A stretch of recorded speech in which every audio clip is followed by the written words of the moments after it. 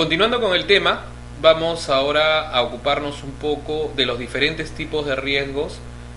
que están establecidos en lo que viene a ser la norma de la gestión integral de riesgos, ¿no?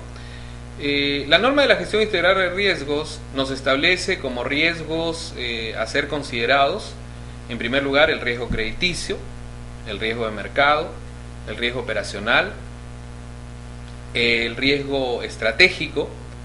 el riesgo de reputación o riesgo reputacional, el riesgo de liquidez, ¿no? La idea es que vamos a conversar un poco de cada uno de ellos, en qué consisten y de qué manera se gestionan cada uno de estos tipos de riesgos dentro de lo que viene a ser la gestión integral de riesgos de toda organización. Cuando hablamos de los riesgos que decíamos, nosotros hablábamos en primer lugar, si ustedes recuerdan, cuando hablamos del COSO RM, que todo esquema de gestión de riesgos se basa en lo que vienen a ser los riesgos que pueden afectar a los objetivos de la organización. Y los objetivos de la organización tienen en primer lugar lo que vienen a ser los objetivos estratégicos, ¿no? Cuando hablamos de objetivos estratégicos, estamos hablando de lo que la organización quiere lograr en el tiempo, ¿no? Cuáles son los objetivos que se ha establecido para un periodo determinado de tiempo. Y esto lo van a aplicar a través de los planes estratégicos que cada organización implementa dentro de esos periodos de tiempo. Este plan estratégico o estos objetivos estratégicos corren un riesgo, ¿no?, de no ser cumplidos en la medida que pudieran ocurrir algunos eventos que atenten contra ellos. Y si recordamos el COSO, veíamos que los objetivos estratégicos se soportan en objetivos de operaciones, objetivos de comunicación y objetivos de cumplimiento. En la medida que estos objetivos no se puedan lograr, los objetivos estratégicos tampoco van a poder ser logrados. Entonces, el principal riesgo que tenemos en el objetivo de no cumplir las estrategias va a estar dado por el lado, pues, de no poder aplicar los demás soportes que sirven para la estrategia de toda institución. El riesgo estratégico lo vamos a ver más adelante. Ahora lo que hemos querido es hacer un poco el marco general sobre el cual se soporta este riesgo estratégico. Vemos, por ejemplo, de que los objetivos de operaciones, donde vamos a tener los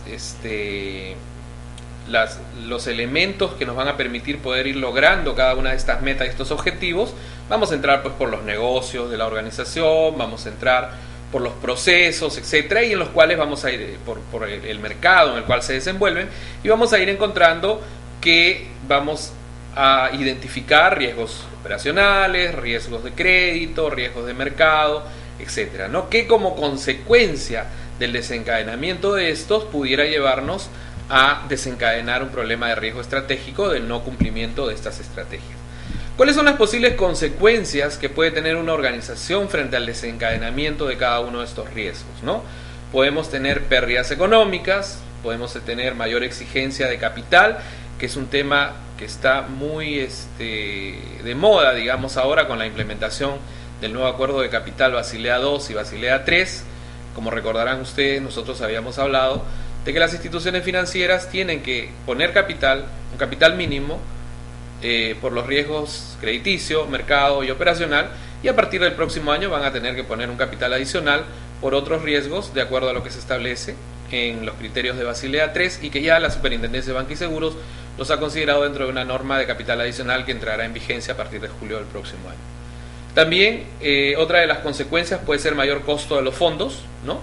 mayor costo de fondeo debido a cualquiera de estos riesgos que se pudieran presentar, daños en la reputación, pérdida de depósitos, lo que se conoce como corridas de depósitos, clientes que desconfían de la institución debido a algún problema que se pueda haber presentado o a los riesgos que se van desencadenando, pueden generar corrida de depósitos y finalmente pues llegar hasta la liquidación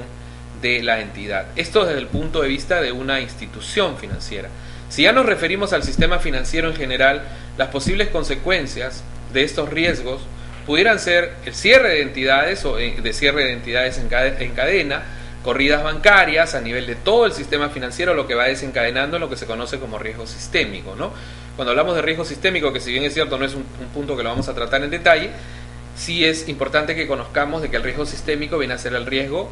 de afectación a todo el sistema financiero debido al colapso o el cierre de algunas entidades o alguna entidad financiera, ¿no? Se puede generar también crisis generalizada en el sistema financiero, inestabilidad económica y subsiguiente inestabilidad política y el incremento del riesgo país, ¿no? Como sabemos, el sistema financiero soporta la economía de un país. Si el sistema financiero falla, si el sistema financiero cae en default, definitivamente que la economía del país se va a ver afectada, la política se va a ver afectada y la situación del país en general también. Ya tenemos los ejemplos de las crisis que están ocurriendo en el mundo,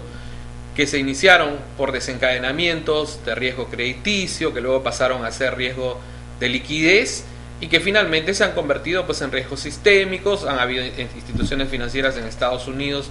que han quebrado, los países han tenido que salir a rescatar a estas instituciones financieras. En Europa está ocurriendo algo parecido y ya vemos los casos de Grecia, de Irlanda, de Portugal, España, Italia, que están pues prácticamente entrando en default. Los países están en recesión, originado todo por problemas que se generaron a través de las instituciones financieras por el inadecuado manejo de sus riesgos, ¿no? Partiendo principalmente del riesgo crediticio.